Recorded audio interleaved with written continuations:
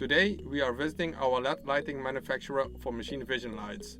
Behind me, ring lights are produced. When receiving a new batch of LEDs, the quality department checks whether the wavelength falls within the specified tolerances.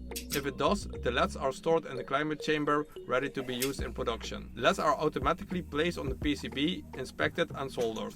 At the end of the production line, you will find the LED boards.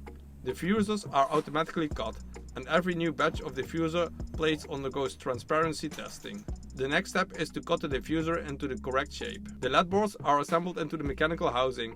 After assembly, the light undergoes testing, in this case as a line scan light. Final quality check involves measuring the intensity, voltage and current of each light. Behind me is the light sourcing aging test room. Here we test the quality of the light, that the light still remains with the same light output over time. For R&D purpose, we have a special test area over there.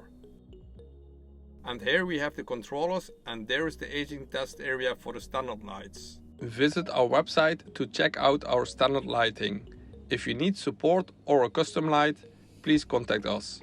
We can develop affordable custom lights at low volumes for you.